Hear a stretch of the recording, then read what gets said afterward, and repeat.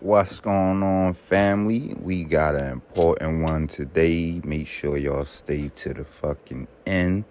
If you're a targeted individual, if you're not a targeted individual, these are things you must know.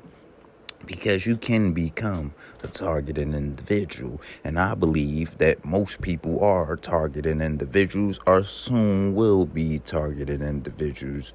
I believe these people are experimenting on the targeted individuals for something much bigger that's going to impact everybody. But family, let's talk about it, man. Let's talk about the biggest trick in tech right now. Cloud controlled apps that make everything look easy. Control your router from your phone. Check your cameras when you're away. Unlock your door with that app. Definitely don't be doing that. Don't be doing that, son. Sounds good, right? But for targeting individuals, those cloud connections aren't protection. They are backdoors. And once you see it, you can't unsee it. Point blank, period. What cloud control really means is when the app says it's cloud control, but they don't always promote cloud control. You really have to do your research on what you're doing. What it means is your router doesn't talk directly to your phone. It talks to their servers first. Your cameras doesn't just save to your hard drive. It uploads to their servers first. Your app doesn't own your device. Amazon, Google, Comcast, or AT&T own the middle ground, period. So every time you turn on your Wi-Fi, check your cameras, or change the setting, it routes through somebody else's system before it gets back to you. That's not convenience. It's a choke point. Point blank, period. Why cloud apps are vulnerabilities? Here's why cloud control is dangerous. Centralized access. Hack one account, they've got the keys to the whole home. This is what I'm saying. I would not be trusting no locked doors with that, son. Definitely not.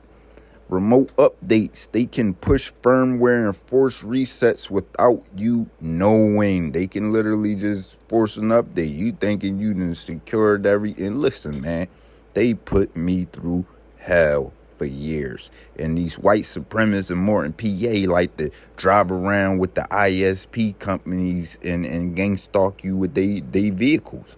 You know what I'm saying? Rub it in your face even more. Act like they're really doing something instead of just being scumbags and pushing remote updates. You know what I'm saying? You doing all this extra work and securing everything, and you're literally getting backdoored, and they're stealing your money. Data collection.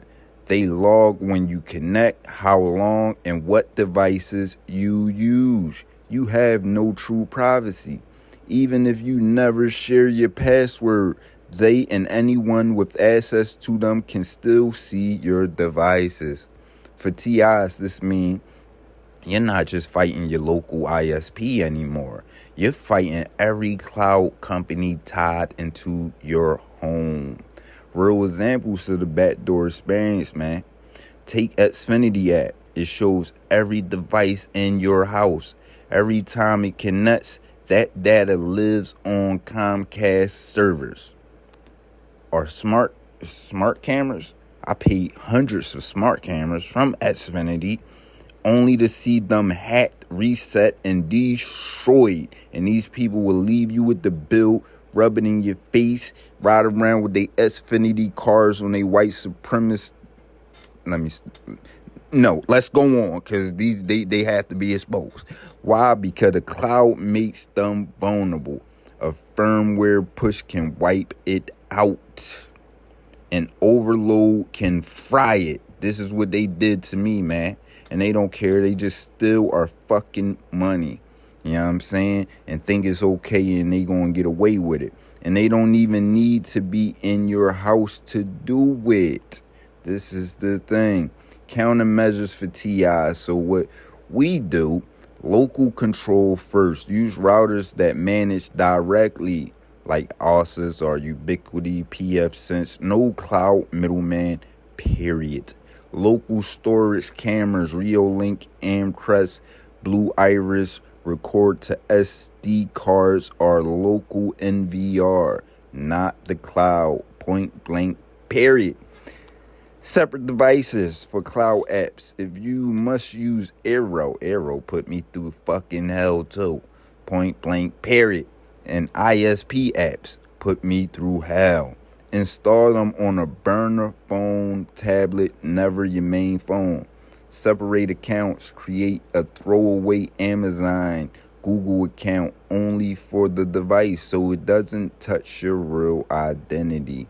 Network segmentation. Keep smart devices on their own Wi-Fi, isolated from your personal devices.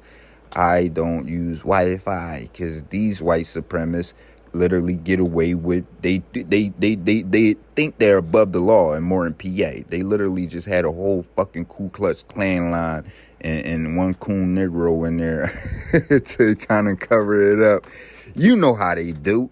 You know what I'm saying? So now I can't even trust that. These people think they're above the law and they can do whatever they want. They will literally have people in the ISP trucks driving around gangstalking you. They literally use those people to gangstalk you with. Literally throwing and rubbing it in your face. You know what I'm saying? But it's a lesson to be learned. Every cloud app is a potential cloud backdoor. Point blank, period. They say it is for convenience, but for TIs, it's surveillance and sabotage. The real way to protect yourself is to break the chain. No middleman. We don't do middleman, son. Come on, I was a hustler. I ain't never liked dealing with no middleman. We only dealt with them when we had to. No extra service. No cloud choke points. When you control your gear locally, you take back power. That's the difference between surviving their system and being owned by it. Point blank, period. Again, you know what I'm saying? I'm going to keep saying point blank, period, son, because this is something we have to drive into our brains, man. So next time you download an app that says manage your home from anywhere, ask yourself, who else is managing it too? Don't let convenience become control. This is Raphael Rashim. Stay sharp, stay free, and I'll see you in the next one.